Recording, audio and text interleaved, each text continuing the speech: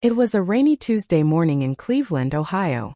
The kind of rain that doesn't fall dramatically but steadily, soaking shoes, slowing traffic, and making people feel heavier inside. Dr. Michael Harris arrived at the hospital just before 6 a.m., coffee in hand, shoulders tired. He had been a doctor for nearly 20 years. Emergency medicine, long shifts, missed birthdays, sleepless nights. He loved his job, but lately the weight of it all had started to show. The hospital was already buzzing. Stretchers rolled past. Nurses exchanged quick updates. The smell of antiseptic hung in the air. Dr. Harris checked the board. Another full shift. Another long day of decisions that could change lives forever. Down the hallway, sitting alone near the vending machines, was a woman named Sarah Collins. She was 32 years old, a single mother of two, and she hadn't slept all night. Her 7-year-old son, Ethan, lay in a hospital bed down the hall, fighting a severe infection that doctors were still trying to control. Sarah's hands trembled as she held a phone with no new messages and no missed calls. She had already called her boss to explain she wouldn't be coming in. Again. She didn't know how many more days she could miss before losing her job. She felt invisible. Doctors walked by. Nurses hurried past. No one was being unkind, but no one stopped either. Hospitals are like that. Everyone is busy saving lives. Dr. Harris noticed her by accident. He was walking fast, reviewing labs in his head when he dropped his pen. As he bent down to pick it up, he saw Sarah's shoes, worn sneakers soaked from the rain. Then he noticed her face. Pale. Exhausted. Holding back tears. "Are you Ethan's mom?" he asked gently. She looked up, startled. "Yes," she said quietly. Is something wrong?" "No," he replied quickly, shaking his head. "He's stable. Still fighting, but he's strong." Sarah's shoulders collapsed in relief, and tears finally escaped her eyes. She tried to apologize for crying, wiping her face quickly. Dr. Harris did something he hadn't planned. He sat down. Right there. On the hard plastic chair next to her. No clipboard.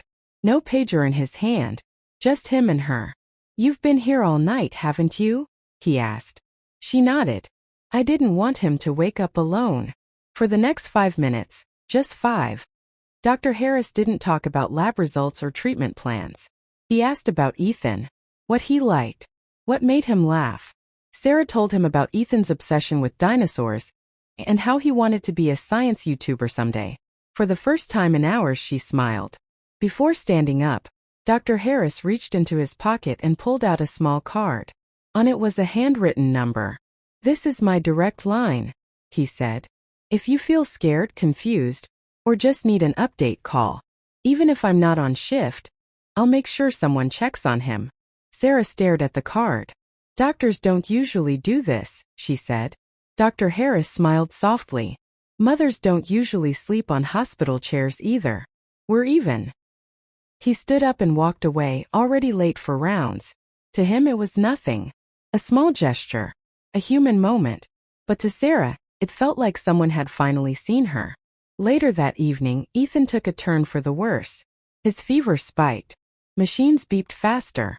Nurses rushed in. Sarah's heart felt like it would burst out of her chest. Remembering the card, her hands shaking, she called the number. Dr. Harris answered on the second ring. Within minutes, he coordinated with the night team, explained everything calmly, and stayed on the line until Ethan stabilized. Sarah held the phone to her chest afterward, crying. Not from fear this time, but from gratitude. Ethan recovered slowly over the next week. When he was finally discharged, Sarah hugged Dr. Harris tightly. "You didn't just help my son," she said. "You saved me too." Dr. Harris watched them leave and went back to work. He thought the story ended there. It didn't. 2 weeks later, Sarah posted about her experience on social media. She didn't tag the hospital. She didn't exaggerate. She simply wrote the truth. About a doctor who sat down, listened, and cared when she felt completely alone. The post went viral. Thousands of shares. Then millions. Comments poured in from across the United States. Parents. Nurses. Doctors. People who had lost loved ones. People who were still fighting.